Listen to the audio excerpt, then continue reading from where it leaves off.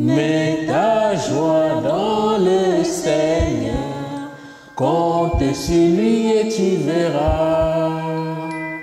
Il agira et t'accordera plus que les désirs de ton cœur. Dans notre famille, c'est vrai que durant toutes les étapes qui ont marqué notre rencontre, la formation de notre famille, la naissance de nos enfants, on a toujours eu des signes palpables, des signes tangibles de la proximité que Dieu a avec nous, de sa présence dans tout ce que nous vivions, parce que ça n'a pas toujours été facile, mais même dans la difficulté, on savait que Dieu était là et que Dieu était toujours présent. En septembre dernier, Nicanor a fait un arrêt cardiaque sans signe précurseur. Et puis, ça a été très agressif, fait qu'il a été réanimé pendant 45 minutes. Et c'est juste au bout du 8e choc qu'on a réussi à avoir un pouls et à le plonger davantage dans un coma plus artificiel pour pouvoir mieux le soigner, mieux s'occuper de lui. Mais quand je suis arrivée à l'hôpital, les médecins m'ont fait savoir que l'arrêt avait été très violent et que ses chances de suivi étaient quasi nulles. Et même s'il s'en remettait, il devait avoir de grosses séquelles comme l'amnésie ou la vie à l'état végétatif. Fait que quand j'ai appris ça, j'étais dans une grosse angoisse. Puis je me suis souvenu que l'âme ultime du chrétien, c'est la prière. Fait que j'ai dit, c'est le moment. N'aie pas peur de le prier. Je me suis dit, le Seigneur dit quand 2 ou 3 personnes sont rassemblées en moment, je suis au milieu d'eux. Fait que, comme un soldat, j'ai rassemblé tout ce que je pouvais, des amis, des connaissances, des prêtres.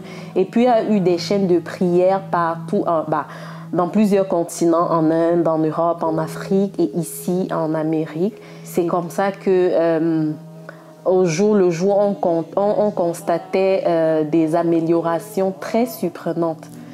Fait que, oui, le Seigneur nous a exaucés. Mets ta joie dans le Seigneur, compte sur lui et tu verras.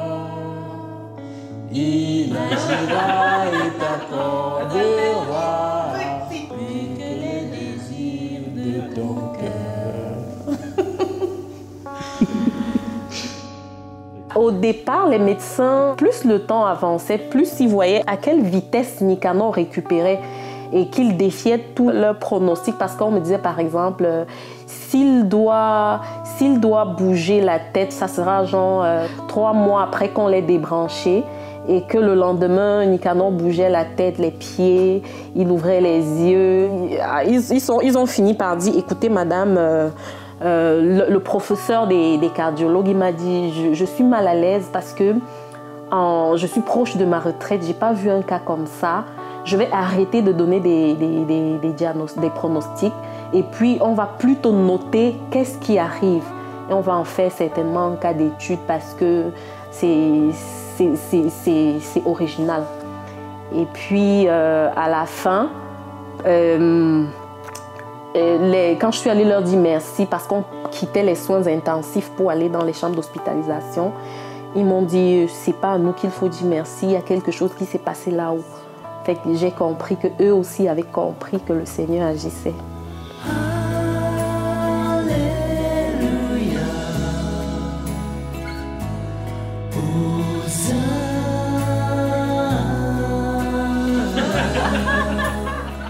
Quand j'ai repris conscience de tout ce qui s'est passé et de d'où je venais surtout, je me suis rendu compte que j'étais quelqu'un de privilégié.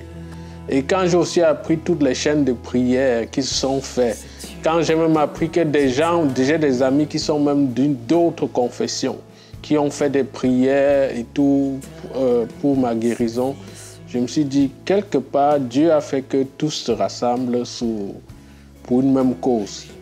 Via des amis, des connaissances, on a eu des prêtres qui venaient quotidiennement à l'hôpital, notamment le père Alexandre Julien, qui a été à l'hôpital tous les jours. Et le premier jour, après avoir prié pour Nicanor, il m'a dit qu'il devait me présenter quelqu'une. Et j'étais agréablement surprise qu'il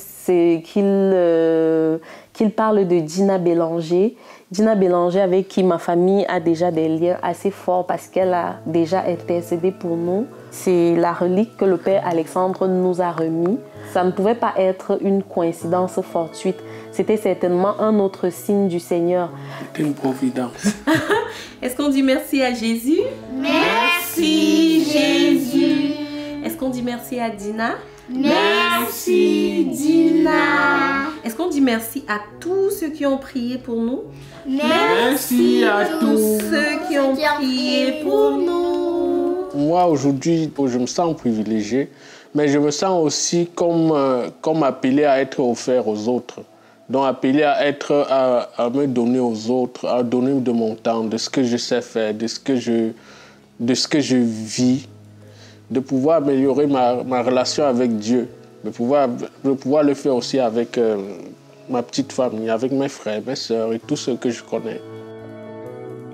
Ce que je retiens, c'est le verset saint du psaume 37 qui dit « Recommande ton sort à l'Éternel, mets en lui ta confiance et il agira. » D'ailleurs, je connais un petit refrain qui résume ça.